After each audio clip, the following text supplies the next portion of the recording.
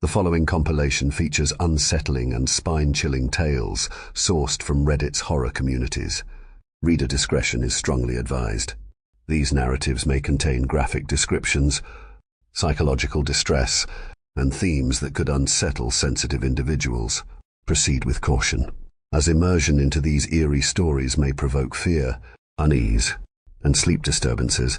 Enter this realm of Reddit's creepy horror stories at your own risk, as the line between reality and the macabre may blur within these chilling narratives. Story 1.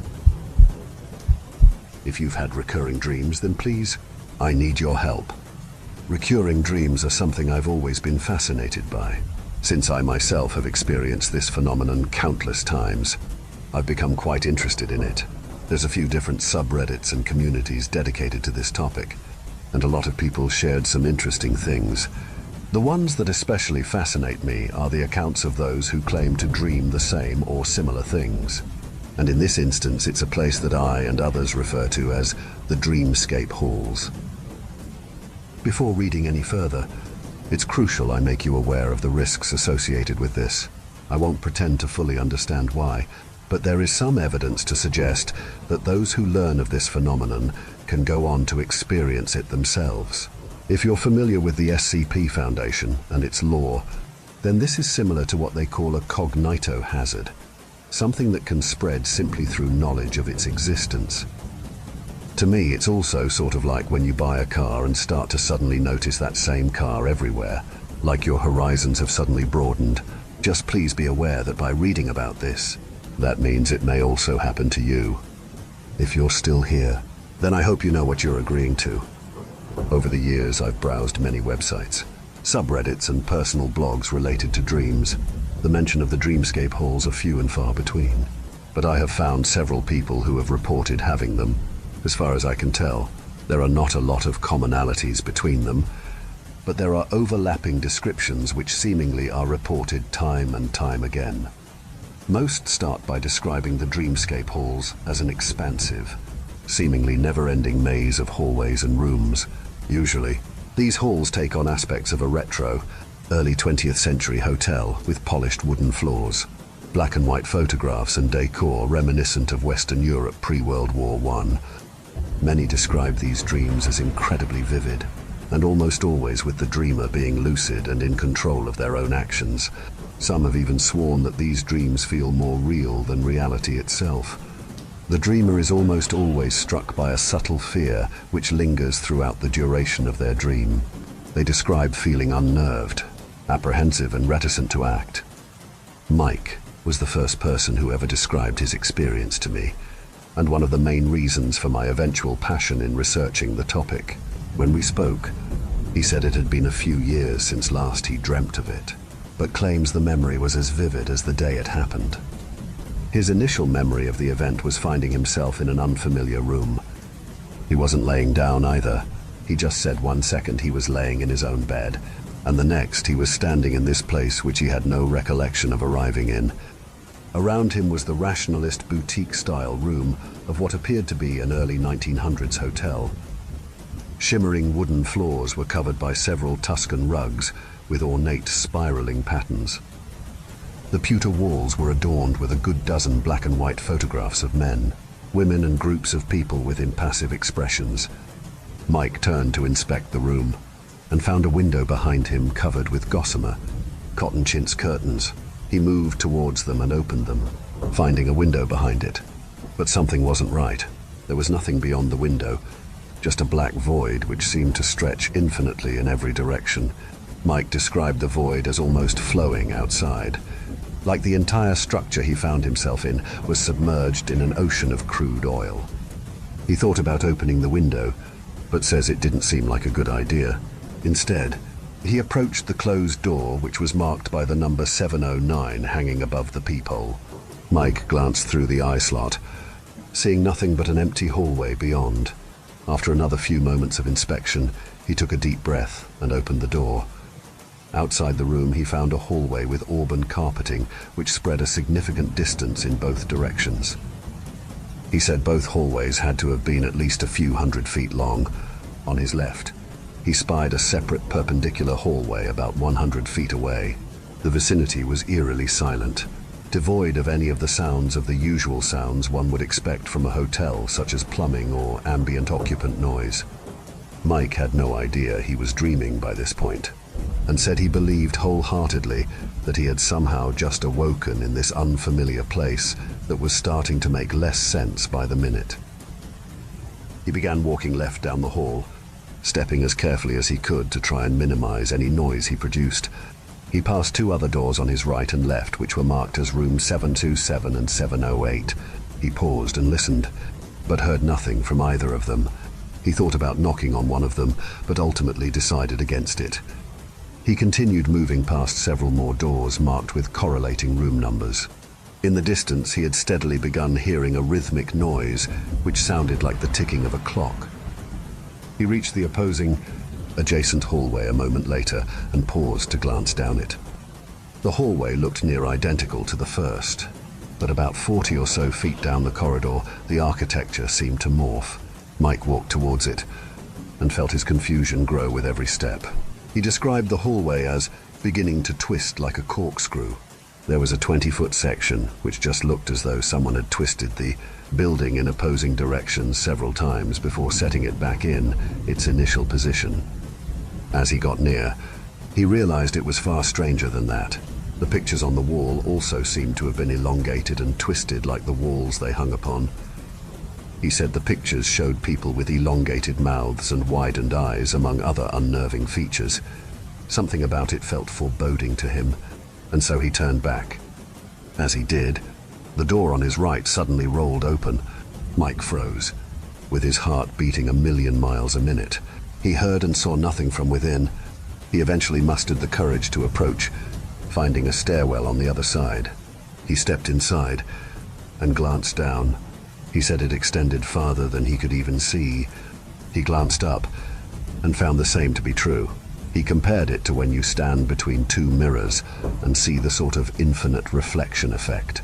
Both directions just seemed to go on forever. Suddenly he heard a loud bang below him, like someone slamming a door. He flinched and glanced down once more, but didn't see anything. He said then that he was struck by this overwhelming sense of impending doom. Without even really thinking, he began running up the stairwell. After a few floors, he found a door that looked different than the others. Rather than grey slate, it was an oak wood finish, looking like it was plucked right out of a homestead cabin or something. He felt drawn to it and grabbed the handle to fling it open. Sure enough, inside was what appeared to be the family room of a quaint cottage. A fire crackled in the fireplace, while the taxidermy heads and pelts of several animals hung on the walls. Mike closed the door behind him as he heard footsteps approaching from below. He backed away slowly and heard something reach the door outside. Mike said next thing he remembers is falling out of his bed in a stark panic. In a haze, he glanced around as his eyes struggled to adjust to the light. He felt quite confused, but soon breathed a sigh of relief when he finally realized all of it had just been a dream. Though, he admitted that the vivid dream continued to linger in his mind after that. That was the first I'd ever heard of the dreamscape halls, but it was far from the last. After Mike posted his experience on a public forum, he had others message him to attest to their own similar experiences. I spoke with several of these people myself, and a lot of them shared with me similar accounts to Mike. Most of those who shared their testimonies seemed unnerved by the experience and didn't know what to make of it. I think it was both comforting and worrying that they found others who had experienced the same type of phenomenon. Another user, Valerie, and I began communicating quite a lot from there, just as with Mike. She too had dreamed of this odd place, and her story was equally as fascinating. She recalled her first experience to me in much a similar fashion as Mike had. She suddenly had found herself in an unfamiliar room, but unlike Mike, she described the setting quite differently. She said it looked like some sort of lab, complete with porcelain drawers, cold metal countertops and polished linoleum floors. Several oxygen cylinders sat on one wall with various other mechanical apparatuses she later identified as IV stations.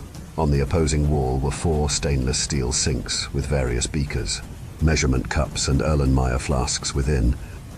She didn't recognize the place, and even now swears she'd never seen it before in her life. At least not one that looked exactly how she described it. There were no windows in the room, but there were two doors on the same wall but opposing ends of the room. She approached the one on the left, but found it was only a storage closet with cleaning supplies. The second door on the right opened up into a hallway, and once she stepped out, her confusion only grew. Contrary to the lab she'd awoken in, the hallway was comprised of wooden floors with Persian rugs running down the center. In both directions, the hall seemed to span several hundred feet. Valerie paused there, feeling the anxiety spike within her. The area was eerily silent.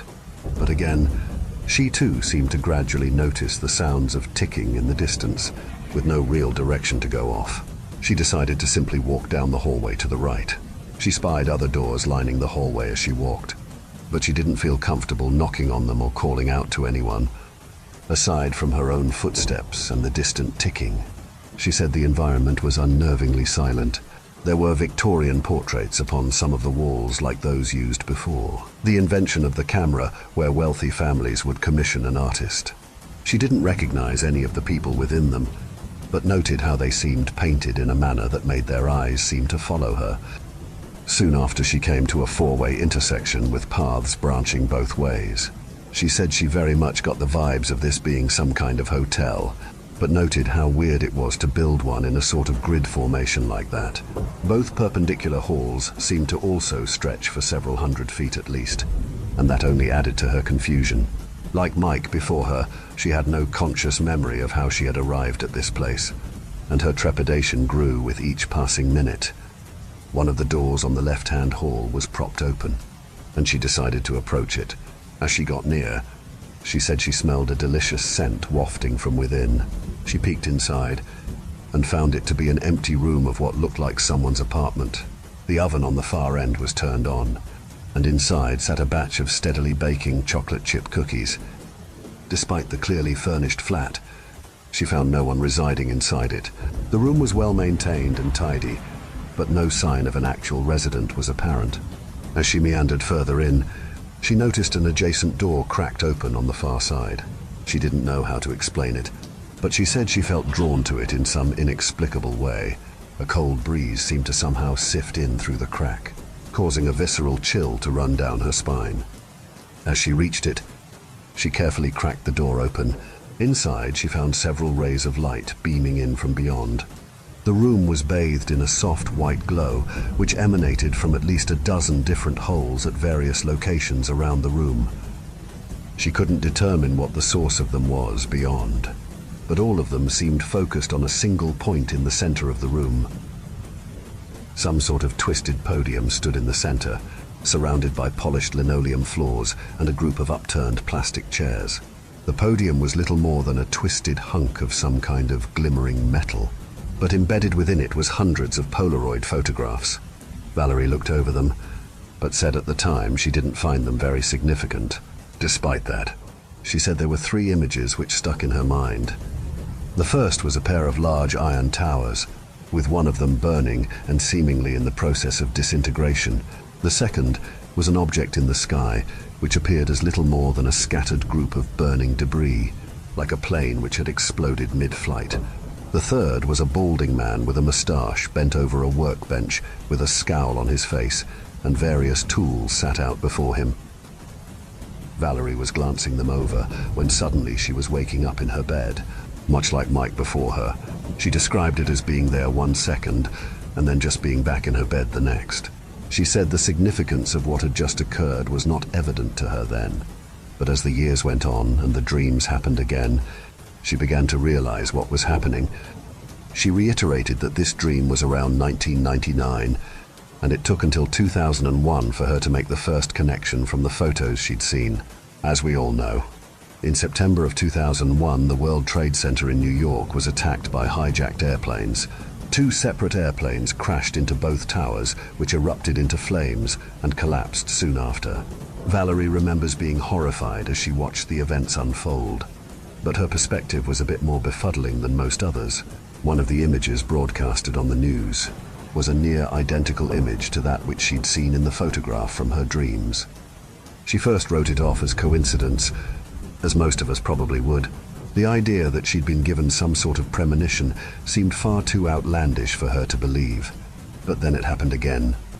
On February 1st of 2003, the Columbia Space Shuttle re-entered the Earth's atmosphere and suffered a catastrophic failure. The resulting incident caused the craft to erupt into flames, killing all 7 astronauts on board. The imagery was haunting, and the photos, which displayed a flaming mass of debris plummeting from the heavens, matched perfectly to the photo that Valerie had seen in the dreamscape halls. Seeing abstract images of towers burning or flaming debris in the sky could potentially be explained away through other means. Valerie assumed she'd just seen them from a movie or something, but then remembered the 3rd photograph of the man. She still remembered him as clearly as the time she'd dreamt of him, but had never been able to identify him. Then 2 years after the Columbia disaster, she got her answer in the worst possible way. In February of 2005, a man by the name of Dennis Rader was arrested, but most probably know him by his pseudonym, BTK. Bind, torture, kill was the acronym for which it stood. He was a serial killer responsible for the deaths of at least 10 people between the years of 1974 and 1991. As soon as Valerie saw the images circulate in the media, she knew what she had experienced was much more difficult to explain than in just being dream. It was her accounts that really piqued my curiosity in this subject and led me down the path of interrogation for myself. Over the years, I managed to communicate with several others who attested to similar experiences as Mike and Valerie have. In time, a small, clandestine community formed around this mystery and led to the moniker which most call them today, the Dreamscape Halls. Accounts vary quite a bit from person to person. Some claim to have only had the dreams once, and some have them nearly every time they sleep. Some have seen things similar to what Valerie described with the photos, but others claim to have seen different and much more worrying things. The consensus seemed to eventually culminate with the idea that these dreams could offer visions of the future if they were properly navigated. One regular poster, John, posted in our forum one day that he and his family had decided to move after one of his dreams. He was an English national living in Japan and claimed to have seen a photograph which depicted a wave of water decimating a city. In the photo, he was apparently able to identify debris which pinpointed the area as the same town he was currently living in. Some reading this may be too young to remember, but everyone thought the world was going to end in 2012 due to the Mayan calendar ending. John was very much a believer in this theory and thought that his dreams were warning him of catastrophe, and so he decided to take the hint and get out of there.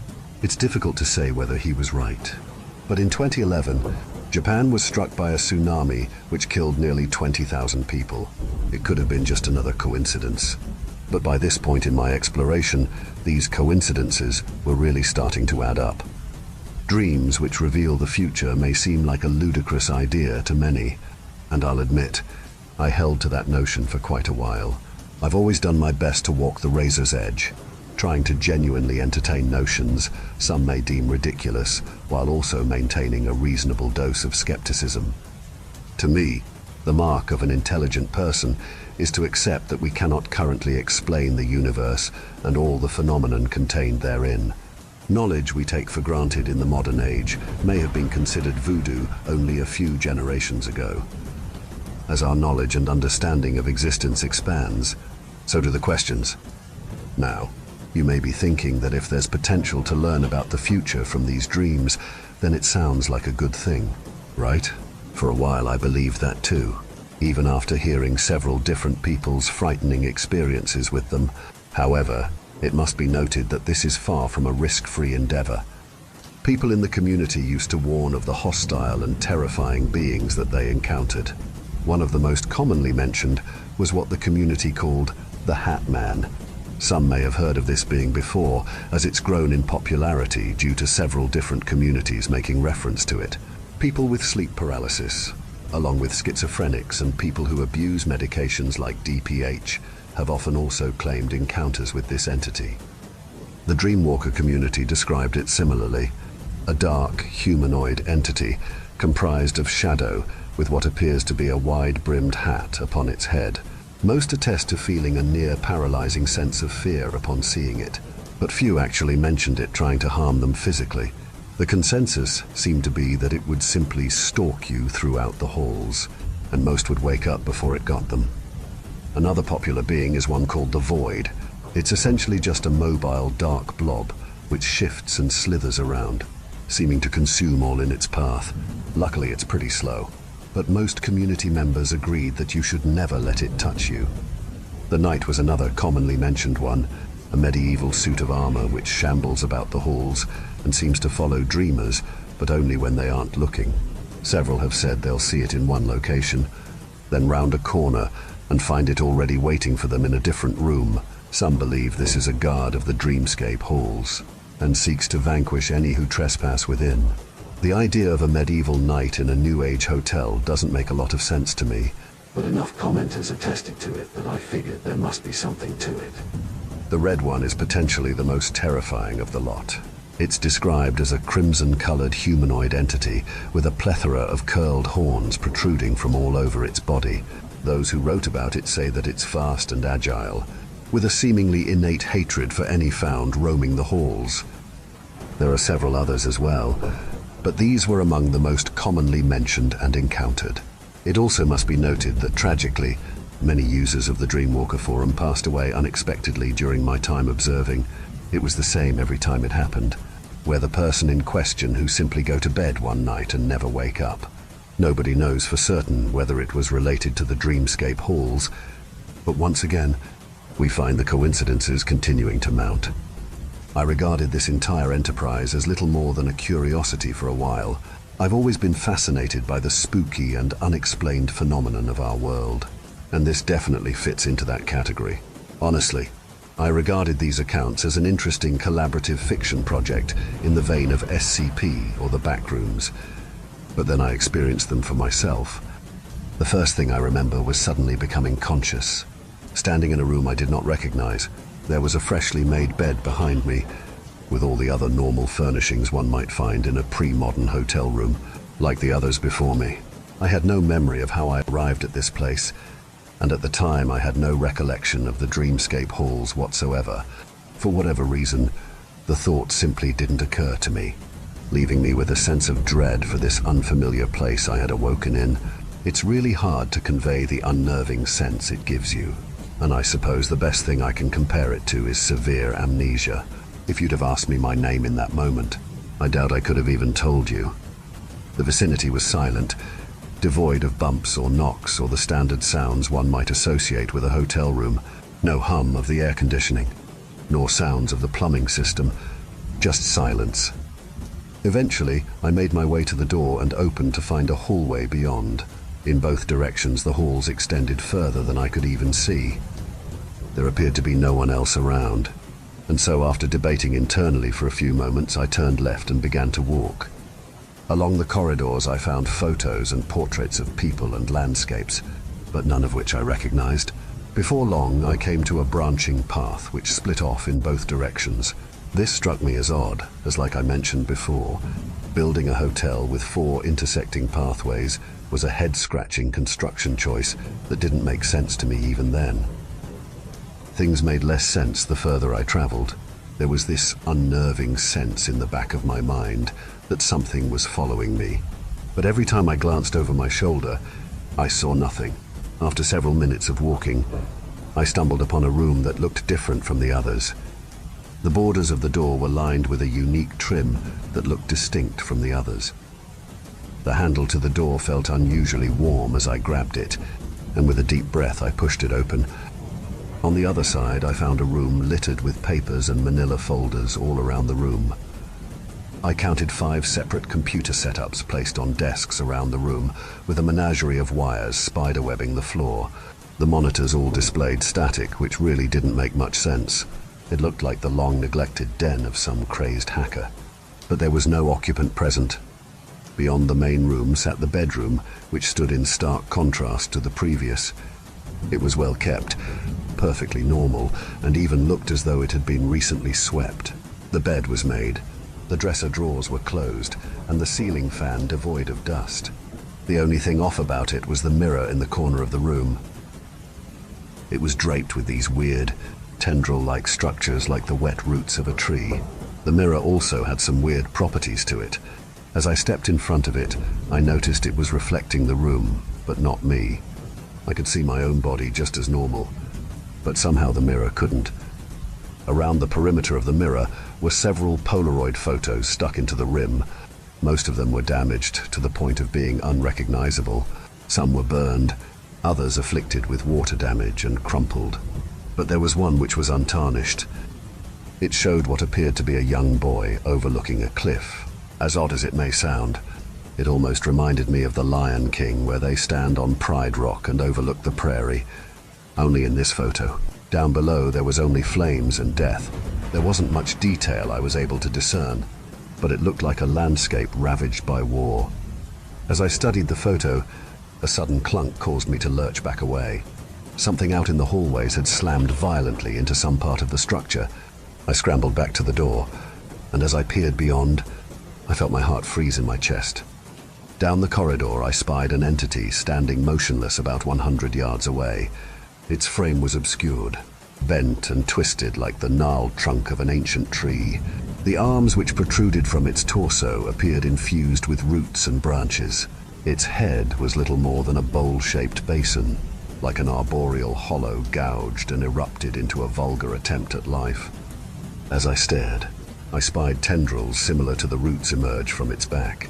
They moved like eels sprouting from an oceanic ravine, slamming into the walls and piercing through them like drills. The thing began lumbering towards me, and although I hadn't a clue what it was, I knew I had to run. The halls became more warped the further I went, spiraling and breaking apart into things more akin to islands floating on an obsidian sea. I leapt and clambered further as far as I could, until I couldn't go any further. After turning another corner, I found myself face to face with the chasm. It was like the hallway just cut off, leaving another section of the building on the other side. There had to be at least 50 feet between the two sides. I glanced down into the void of nothingness, but also the building which extended upwards and downwards further than the eye could see.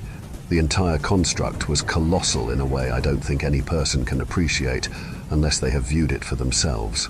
As the thing continued advancing behind me, I was certain this would be my end. But then I woke up.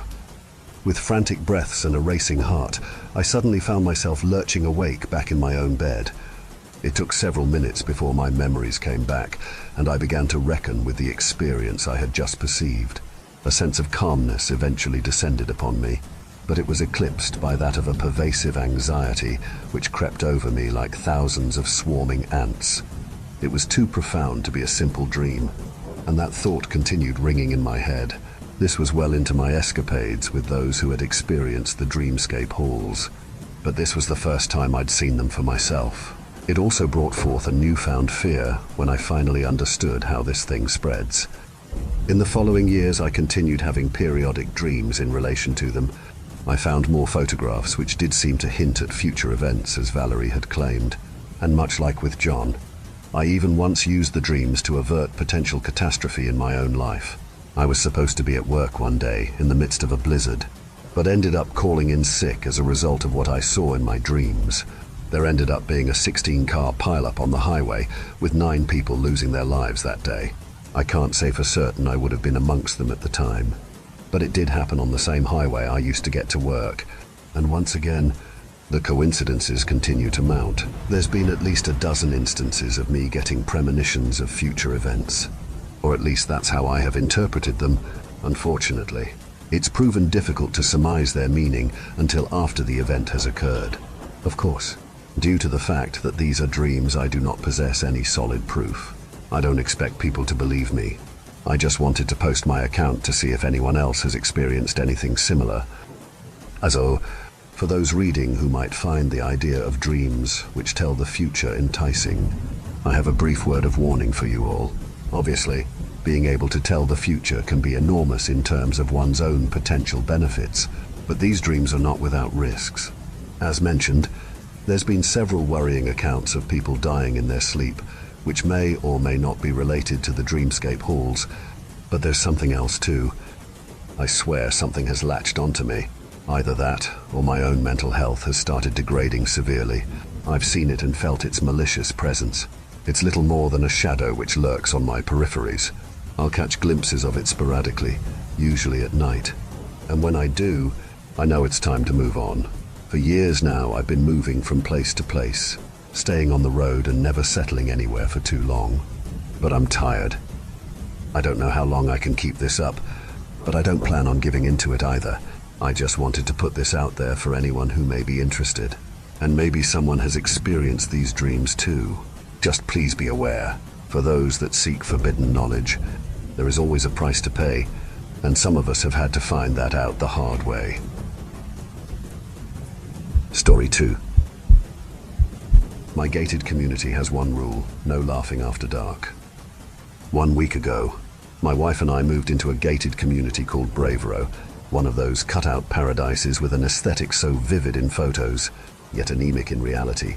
After living there for 2 days, we moved to a hotel. It'll be our home for the foreseeable future. We just need to sell the property and find a new one. Anything, anywhere, far from Bravero, that's the only requirement. The nefarious nature of that place only became apparent once the street's rule had been broken. No laughing after dark. "Honey?" I called, chuckling. "What?" my wife replied from the other room. "Get in here and see this," I said. Rowan strolled into the lobby with a beam on her face. Still intoxicated by our new home, she rubbed a loving hand down my back, tracing the curvature of my spine. "What's got you smirking, Owen?" she asked. "This," I said, proudly displaying the leaflet that I'd found on the doormat. Rowan leaned forwards and read it alongside me. "Dear Owen and Rowan, this is Irene from the Bravero HOA. Welcome to day 1 of your new life in this safe, vibrant community. You've already met Gordon, our resident security guard, so you'll know that safety is of the utmost importance to us. And the vibrancy of this community is apparent, but it extends beyond superb landscaping and house-proud homeowners. It is the people who make this street vibrant. Parties and events, such as our regular garden gatherings and film nights, make this, truly, a place to call home. However, I do think it prudent to inform you of one particular rule that, without exception, will be enforced. There must be no laughing after dark. This is not a matter of noise. We understand that all residents will want to watch TV, listen to music, or simply talk. Noise is an unavoidable part of life, but laughter, between sunset and sunrise, is strictly prohibited in Bravero. What constitutes as after dark? There is no specific time at which laughter must cease. After all, the sun sets around 4 o'clock in winter and nearly 10 o'clock at the height of summer. Moreover, there is a window of murkiness between day and night. You might be wondering when to keep quiet. If you want my advice, Mr. and Mrs. Neville, I would suggest that you not risk laughing once the day's light starts to fade, once the sun starts to creep close to the horizon, for this is not a rule enforced in a black and white manner. It is not even a rule enforced by the HOA itself. Aside from that, there really is nothing to bear in mind. I do not run an oppressive association. You've already read and signed the contract. You know how we operate. Grow your hedges as tall as you wish. Paint your front door a garish color. Walk the streets after midnight, if you so wish. Just do not laugh after dark. I told you I didn't want to live with rich people. They're unhinged, my wife said. No laughing after dark. What sort of dystopian nonsense is that? I hate moving. There's always something that the estate agent fails to mention. Some catch with every too-good-to-be-true property. I sighed. Sure, there was the broken dishwasher in the first place, the busted taps in the second place, the oven that fell loose in the third place. Issues that the agents and homeowners should have mentioned, Rowan said. But I thought we were past all of that. Owen, I thought buying a house at such a sickening price meant that we'd be able to forego absurd problems. And this is worse than any of the issues in our old houses because we won't even be able to fix the problem. Of course we will. We shall become joyless husks. My dear wife, I sarcastically teased, maintaining a straight face as I embraced Rowan, for there is no laughter in Bravero. This is a place of principles, of sincerity. I say, go forth, my wench, and prepare me a sandwich in the kitchen. My wife offered a blank face. Actually, there's no need to worry. No chance of laughing with you around. I could tell, by the look on her lips, that Rowan wanted to chortle. So did I. But in spite of our sarcastic responses to the letter, my wife and I were still drawn to the setting sun beyond the window. And I knew we were thinking the same thing. It would be moronic not to follow the rule for the first night, at least. I sensed that my wife felt just as uneasy as me, felt as if this were more than HOA authoritarianism, given how lax they seemed on all other fronts. The one rule was unsettling. Why laughter? Why that sound above all others? The sound of joy itself. It was too late to do anything on the first evening. I decided I would discuss the letter with the HOA chief the following day. I rang as soon as I woke up. Owen Neville. So wonderful to receive a call from you. Irene heartily laughed the next morning. How was your first night in Bravero? It was good, I uncertainly replied. Irene, I'm calling you about the welcome letter. I see. Did everything make sense? She asked warmly, yet obliviously. I frowned, before realizing the woman obviously hadn't seen my face on the other end of the phone. Well, it was relatively straightforward. There wasn't much to digest, but one thing befuddled the two of us, the rule about laughter. Irene did not pause, and her bubbly tone did not falter. Yes, no laughing after dark. That's all. I did explain how to interpret after dark. There is no exact cut-off point, no moment at which day becomes night. Do you understand? I sighed. It's not about that.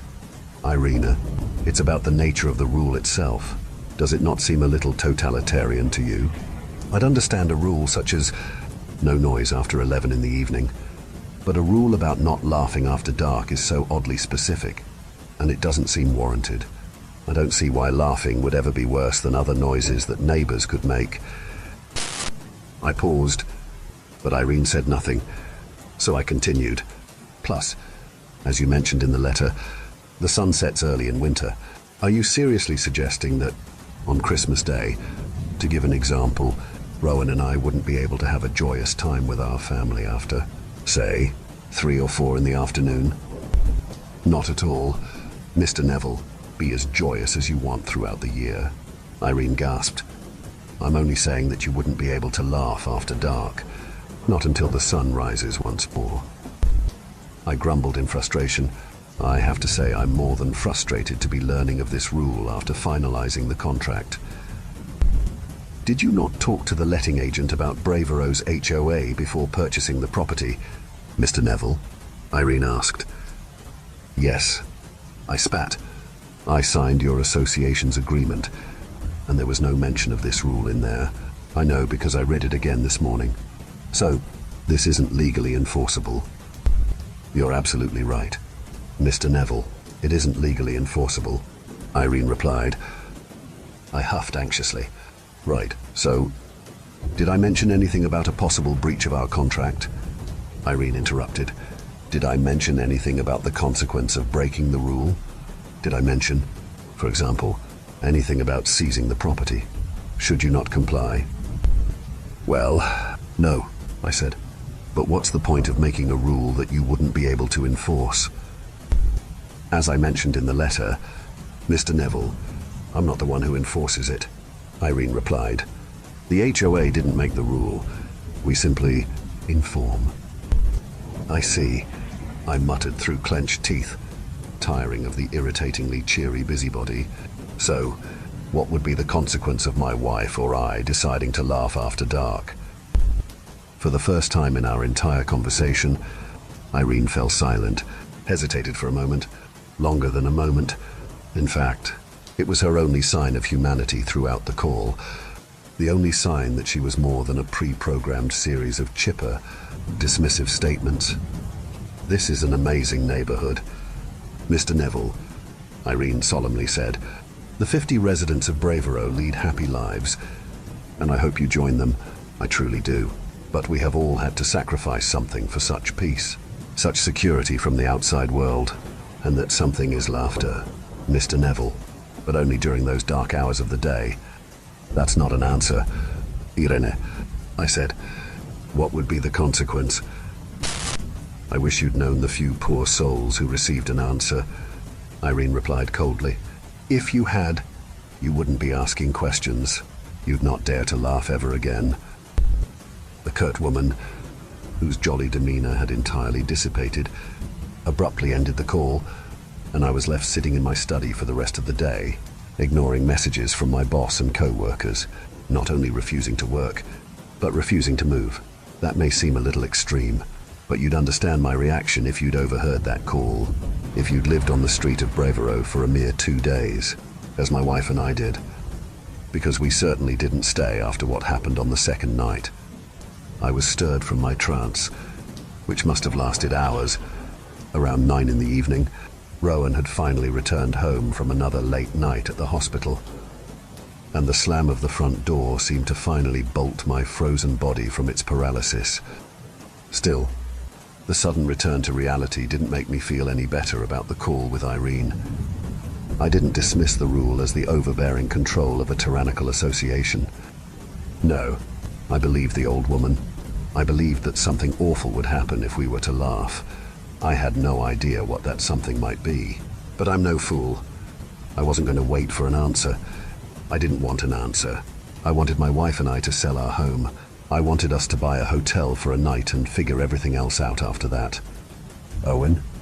Rowan called. I shakily stumbled out of the office, wondering what had possessed me, wondering why my heart was beating so quickly. Irene's just a power-hungry socialite. I told myself, you should hire a lawyer. Talk about this arbitrary rule which wasn't included in the agreement. That was what the rational part of my brain said. However, the irrational part of my brain, the part steered by my sick gut, told me to ignore logic, ignore reason, and listen to that ever-present dread in my heart. The dread that told me to listen to Irene, the dread that told me to take my wife away from Bravero. By the time I reached the lobby, I was panting. Sweetie, My eyes widened when I saw that Rowan wasn't alone. Her colleague, Joanne, was standing beside her. My wife's friend wore a smile on her face.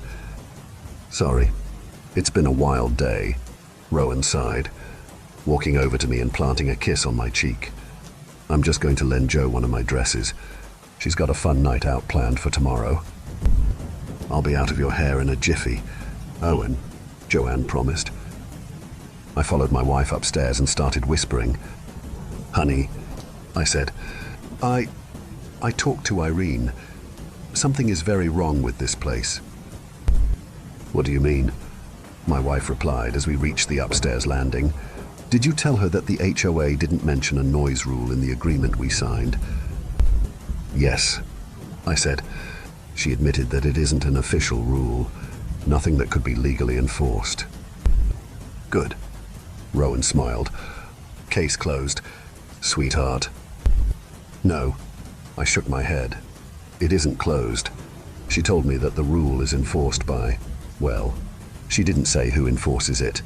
She just said some really disturbing things. Rowan said that others had learnt the consequence the hard way. She was giving me a warning, or a threat. My wife frowned. Should we find an attorney? This isn't right, this bullying tactic. It must breach our contract or some law. We can fix all of that later, I said. Right now, I want to get out of here. What? Rowan asked. Sweetie, we just moved into this place. And I'm telling you to trust me. Sweetie, I begged, still breathing heavily. Do you? Well, of course, Owen, but you're starting to make me anxious. My wife shivered. What did Irene say to you? It was her voice. Rowan, the way she mentioned the consequence. It wasn't right, any of it. I think we should get out of here, I pleaded. I expected my wife to resist, expected her to roll her eyes and say that life doesn't work that way. We just bought the house, to sell it immediately. based on an unnerving phone call might seem a little extreme to some people, and if there were any other reason for my distrust, then I would absolutely agree. I'd argue that we should stand our ground, hire that attorney, laugh for hours in the comfort of our own home, simply to spite the maniacs in charge. But I believed that woman, and Rowan clearly believed me. Okay, my wife nodded. I'll fetch that dress for Joanne, then we'll go to the hotel. But tomorrow, we have to sort everything. I smiled tearfully. Thank you. Honey, What are you two doing up there? Didn't stumble into bed on your way to the wardrobe, did you? Joanne laughed loudly from downstairs. Ouch! My wife yelped. My fingers had involuntarily tightened like talons around Rowan's upper arms, but I immediately released her when I regained control, and then my eyes shot to the bedroom window, eyeing the darkness which painted the horizon. A sliver of sunlight persisted on that humid summer's evening, a glow at the end of a blackened tunnel. I prayed for the first time in my atheistic life. Prayed that she had laughed before dark. Owen? Rowan whispered, lip trembling. Would you call it dark outside? I croaked. My wife's head rolled slowly to the window. Then she returned her frightful eyes to me. It'll be fine. Honey, I'm sure it'll be fine. Joanne didn't know about the rule. We'll receive a slap on the wrist or something. Like you told me this morning, there was nothing about laughter in the contract. By the haunted look in Rowan's eyes, it was clear that she, like me, felt something, a foreboding ripple in the air, which felt and smelt like rotten breath. I felt it a day earlier, when we unloaded our belongings from the moving van, the sense that something hid within Bravero, a watcher. Hello, Joanne called again, chuckling. Won't she stop? I mumbled, clutching clumps of my hair. Come on, Rowan whimpered, clumsily plucking a blue gingham dress from the rack. She'll take this, leave, and then we'll leave too, okay? I nodded, stepping in front of my wife and taking the dress from her. Then we walked across the landing, like weary prisoners on death row. I tentatively peered over the banister at Joanne, the smiling woman, donning turquoise scrubs that matched those of my wife. I was frustrated and terrified, in equal measure, by the innocence of Rowan's friend, the ignorance. The problem wasn't simply that Jo hadn't read the letter. It was that she clearly didn't feel what Rowan and I felt. Though my wife and I had been jubilant on that first day in our new home, our property had been pre-furnished with a weighty blanket of darkness. Something I'd read in Rowan's eyes, and I'm sure she must have read it in mine. You took your time, Joanne giggled, piercing my heart with fright for the third time. It made me laugh, seeing you run upstairs after her. Did Rowan need your fashion tips, Owen? Something like that, I whispered, hurriedly handing the dress to my wife's friend. Are you okay back there, Rowan?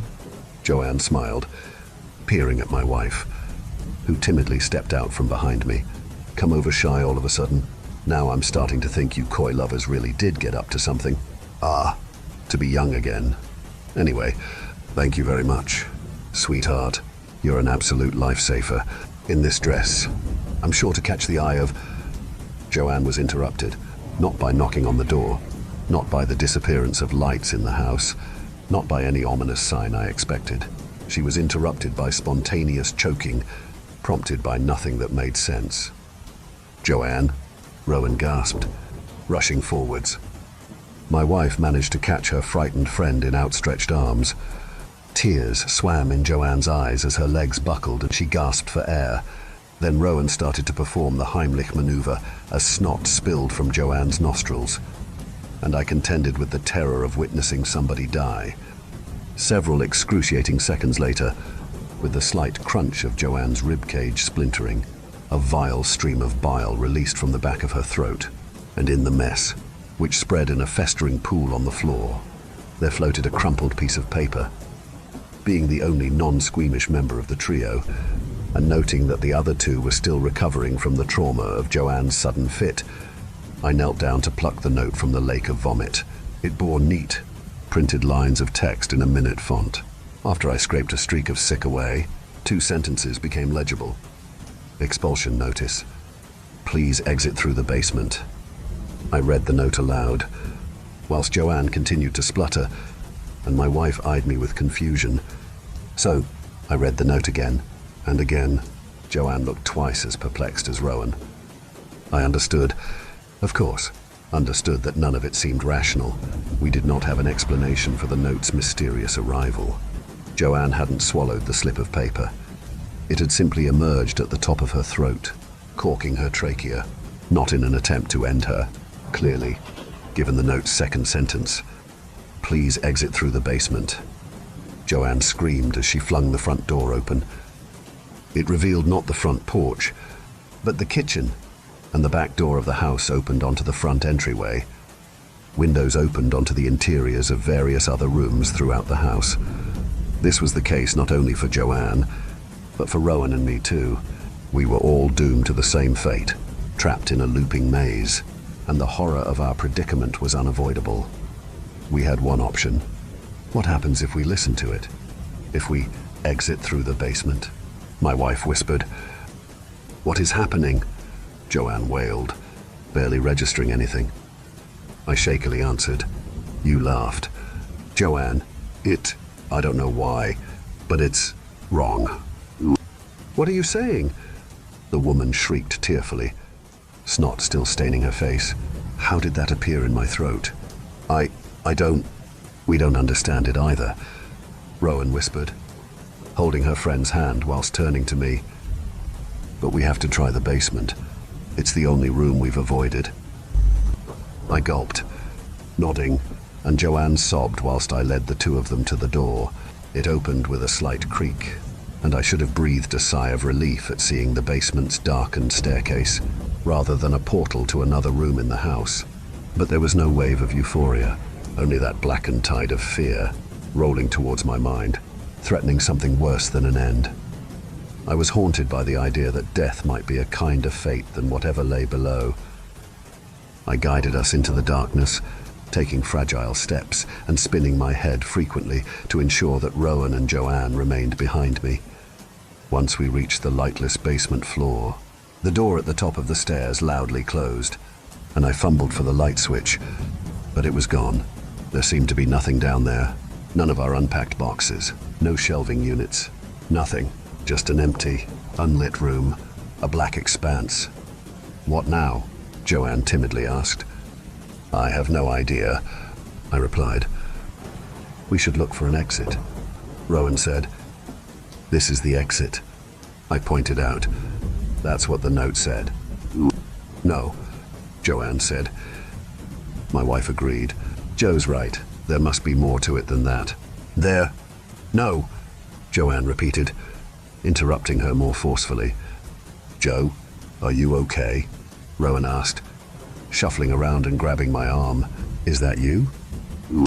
No, it's me, I said, taking my wife's hand. I thought you were holding on to Joanne. No, Joe, where are you? She queried fearfully. No, Joanne sobbed, her voice and presence seeming to grow more distant. And then came laughter. Not a kind laugh, not a laugh of joy, not even a mocking one. It was a laugh devoid of soul, devoid of life, one that seemed to serve simply as the welcome to some eternal nightmare, one that Joanne seemed to be blindly walking towards, willfully or not. I clutched at or avoid, with my free hand, desperate to find her, but she was gone. Stop it, Joe cried, sounding far too distant for such a compact basement. Why are you laughing? Show yourself. Who's there? Where are... Oh, God, no. What are you? What are you? My wife's friend screamed as she saw something in the dark, something that Rowan and I did not see, something I know was too terrible for living eyes. As Joanne had perished, I'm not sure how I knew that. I simply understood that she would not return to the land of the living. I understood that she was not simply exiting Bravero, she was exiting reality, and she would not be entering some joyous afterlife. I had no doubt that a hellish, torturous eternity awaited. Squeaking wood sounded, and I rotated my head. Rowan and I had only walked a few steps from the staircase, but it was inexplicably 100 yards behind us. The open door at the top of the stairs cast light from the lobby. It was the only visible thing in the void which had swallowed Joanne, the void that still threatened to swallow Joanne and me. "Come on," I yelled, dragging my wife behind me. As we darted towards the escape, I started to feel something more physical in the absence of the room, a manifestation of the dark tide that had been approaching my mind. At the, Joanne whimpered incoherently from a place both near and distant. It's... Owen! Rowan cried as we reached the stairs. "We have to... go," I ordered, pushing my wife onto the first step. "Please." Owen! She begged.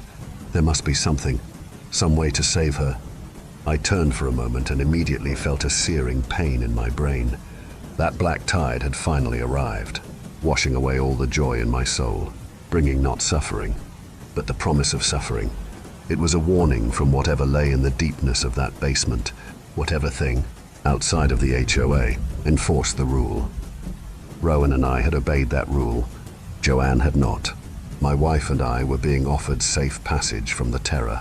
We were on the stairs, mere yards away from safety, but I considered it for a moment, considered what my wife had said. There had to be a way of saving Joanne, in place that defied all spatial laws. I still felt the presence of Rowan's friend, felt her cries burrowing deeply into my ears. As distant as they sounded, I realized that the place was a trick. She might only be yards from us. I could do something. But the Watcher read my thoughts, read my intent to plunge into the darkness and rescue the poor woman. That likely would have broken some other unspoken rule. For a hand stretched from the black, and it did not belong to Joanne. It was a skeletal, six-fingered appendage, cloaked in ragged, ripped strips of grey skin. It was not skin at all. Of course, just as the hand was not a hand. It was not anything that belonged to anyone. Worst of all, I know it did not even belong to the Watcher. The hand was a tool used to make its point. If I had seen even a sliver of that thing's true form, I would have been broken like Joanne. Whatever enforced the rule of joyless evenings in Bravero, it did not come from anywhere earthly, and it did not take Joanne anywhere earthly. I screamed, backing away from the fingers as they sought to snatch me. Perhaps, by returning to the dark and searching for Joanne, I would have faced the same horrible doom, but I didn't allow myself to find out. I narrowly swerved the fingers and followed Rowan clumsily up the stairs, before slamming the door behind us. The two of us ran to the front entrance, and Rowan pushed down the handle to reveal a wonderful sight. Our porch, our driveway, more importantly. We did not stop to pack, did not stop to think. We bundled into the car, drove away from Bravero, and promised never to look back. A few days have passed, and we've decided not to return to collect our things. Even at the sun's high point of the day, I wouldn't risk uttering even the slightest giggle in Bravero. Besides, there are things worse than material loss, things worse than death, even. But I never gazed at those things, and I pray I never will. I pray for something truly awful. In truth, I wish that Joanne had died before seeing whatever she saw. Story 3. My wife and I answered the phone, and now our past has come back to haunt us. Humans are creatures of lingering regrets. We constantly think of the things that we didn't do, the opportunities we missed out on, the alternatives to the choices we have made, and the haunting question of what if. I am no different. I have a what if that persists in my head like a broken record. It lingers in the darkest recesses of my mind like a cockroach. It is a question that comes with a burden that rivals Atlas maintaining the weight of the heavens on his shoulders. What if we had just come forward with the truth? The answer to that question is buried in a story that is not for the faint of heart.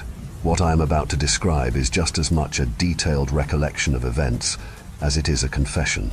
Allow me to wash my hands of these sins and repent, for I have seen hell, and I need you to believe me that I have seen it. The room was painfully quiet, almost as if time itself had stopped entirely. Darkness cloaked the room like a massive blanket as I lay next to my wife Jane.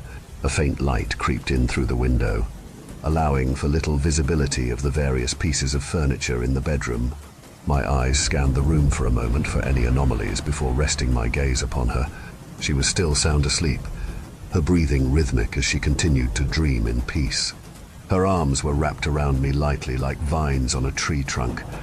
I slowly wiggled free from her grasp and rolled on my side. I was still in a dazed state, my eyelids fighting a losing battle to stay open as I became self-aware of my heart beating against my rib cage. It thudded rapidly, like I had just been engulfed in a nightmare. I couldn't remember if I had been dreaming or not, but it must not have been important if I couldn't remember, right? That's what I told myself as I closed my eyes and wrapped myself back into the sheets like a cocoon. I lay still for a while, waiting for sleep to overtake my conscious, when it seemed as though I was about to doze off. My cell phone that was on my nightside table began to ring, lighting up like a Christmas tree. The vibration of the device buzzing on the table grated my eardrums as I let out a groan of frustration. I sluggishly reached out and silenced the phone without even acknowledging who it was. I turned to my wife to see if she had stirred at all, but thankfully to my delight, she had not been ripped from her slumber. I breathed a sigh of relief as I looked at the time. 3:03 a.m. Give me a break, I muttered irritably to myself as I turned back over, hoping to get some sleep. The idea of having to go to work on just a couple hours of sleep was not a pleasant thought. The last thing I wanted to do was daydream about dreaming. I closed my eyes and tried my best to silence my thoughts, but not even a moment after I had nestled into the warm embrace of the sheets. The phone rang again. My eyes shot open and I lunged out into the void of darkness to silence the phone. Good God, can I just get some rest? I buried my head under the blanket and face planted into the pillow, not wanting to think, see, or hear anything until 6 a.m. sharp, when I absolutely had to be awake. The sound of my phone going off seconds after my face connected with the pillow indicated that someone was still trying to get in touch with me. I begrudgingly lifted my face from the pillow and squinted to look at my phone, which shone like a beacon of light on the bedside table. I exhaled angrily as I yanked the phone from its place on the table and stared down at the screen. My heart immediately sunk as I read the name of the person who was vehemently blowing up my phone. Grace. Surely this was a different Grace. But then again, how many Graces did I know that would be calling me at 3 in the morning? I hit decline on the call, and not even a second after I did, the phone began to ring again. This person doesn't give up, I thought as I pressed decline call. The phone lit up and hummed violently as Gracie continued to call again and again. I promptly kept declining the calls as they came through, and I was able to eventually block the person, resulting in a blissful silence falling upon the room. I gently placed the phone back down and was about to lay back down when I noticed Jane sitting up, looking at me in pure confusion in the midst of all the chaos. I neglected the fact that the constant noise of my phone and I would have woken her. "What is going on?" she asked as a yawn escaped her lips. "Nothing, Jane. It was just some stupid scam caller or something. I took care of it," I reassured as I returned to my place beside her in the comfort of our bed. As soon as she and I began to get comfortable, the familiar humming sound filled the air, indicating that my phone was going off. "Apparently you didn't," she quipped as I snatched the phone from its resting place and messed with its settings. I was perplexed. I had blocked this person, so how was the same number calling? I decided to take matters a step further and turn my phone off. I held the power button on my phone and watched the brand logo light up on the screen before dimming and blacking out completely. There. Now I did. I breathed a sigh of relief as I returned to Jane's side and gave a light smile. That was way more complicated than it needed to be. We shared a laugh as we both lay on our backs and snuggled together under the sheets. "I noticed. Seems like you got a stalker," she teased as she wrapped her arms around my torso and placed her head on my chest. "Who wants to stalk someone like me, though?" "I don't know. You tell me." She raised her head to look me in the face and raised a slight brow jokingly. In that moment, I wanted to tell her the person's name, but decided it was better to withhold the information. The name Gracie was all a coincidence. There's no need to bother her with something as small as that in the grand scheme of things. Before I could give a reply to her question, though, my phone rang yet again. This time, Jane and I both sat straight up in bed, immediately alarmed at what we were hearing. You turned that off, right?" she asked with a concerned tone, her face peering over at my bedside table. "Yeah, I turned the phone off. Did you not see me turn the phone off?" I felt like my arms weighed 1,000 tons, and my fingers shook as I took the phone and brought it to my face. I stood there and just stared at the brightly lit screen, the name Grace striking fear into my heart. "Gracie? Who is this Grace, and why is she calling you?" "It's 3 in the morning, Jane said, clearly agitated and suspicious of the fact that another woman was calling me in the early hours of the morning. "I don't know, but I'm going to answer and figure out what the meaning of this is." I pressed accept on the phone call and brought it up to my ear. "Listen, I don't know who you think you are, but..." I was interrupted by a burst of static that sounded like a radio trying to find a proper frequency. "Hello? Is anybody there?" I asked, as I glanced over my shoulder at Jane, who appeared to be a nervous wreck. She looked how I felt internally. I needed to be strong for her. I didn't want to look scared, but it was hard not to be. This whole thing was certainly strange. "Put it on speaker." Her voice trembled with a worried tone. I nodded my head and pulled the phone away from my ear. I pressed the speaker button, and we both listened with racing hearts as the static continued to blare. This noise persisted for a while before a faint voice crept through. "Hello?" The voice was weak, but there was no mistaking it. Someone was on the line. "Yes? Hello? Who is this? How did you get my number?" The questions poured out of me at a rapid-fire pace as I was trying to rationalize the scenario we found ourselves in. There was no response to anything I asked, and instead we were left to listen to the static deafeningly sounded from the speaker. The moments we spent waiting for a response seemed to drag on in dog years, but eventually the voice returned, this time much clearer. "This is Grace." I felt my blood turn to ice. Every word pierced my skin like a hunting knife as I looked over at Jane, who shared the same horrified expression as myself. I felt my grip loosening on the phone as the world seemingly spun around me. This couldn't be real. None of this is real. "Leave us alone!" Jane's voice broke the silence between the two of us. She seized the phone from what little grasp I still had and tried to decline the call. No matter how many times she attempted to hang up, though, the call would not end. If anything, the static sound got louder and louder, forcing Jane and I to cover our ears. As quickly as the static noise raised itself to ear-piercing decibels, it stopped. Jane and I were afraid to breathe as we listened to the phone for any signs of life besides our own. I could feel my limbs trembling from the fear and adrenaline, and I was afraid to move in any capacity. I clenched my eyes shut and prayed for this to end. I could feel Jane's face hovering above my shoulder, and I could hear her trying to stifle cries of terror. This silence on the other end of the line was somehow more deafening than the static coming through just moments ago. It was not to last, however, as the voice returned and spoke clear as day from the other end of the line. "I want answers," the voice demanded in an aggressive rasp before the phone call suddenly ended and the screen went to black. Jane and I sat in the darkness, paralyzed by our own fear. We weren't sure of what to make of what had just happened. It was like a piece of fiction had come to life. There was nothing fictitious about this, however. This was the gravity of the situation coming crashing down upon us. There was a reason why that name sounded so familiar, and the voice on the phone all but confirmed my suspicions. Jane and I locked eyes in horror, and I felt myself shiver at the revelation. It was Grace, our daughter we had killed 10 years ago. Thank you for venturing into the darkness with us. If you dare to explore further, be sure to subscribe to our channel for more spine-tingling tales of horror and the supernatural. Remember, the shadows hold endless mysteries, waiting to be unveiled. Stay tuned for more bone-chilling stories. as we continue to traverse the eerie depths of the unknown together. Until next time, may your dreams be free from the haunting echoes of our tales.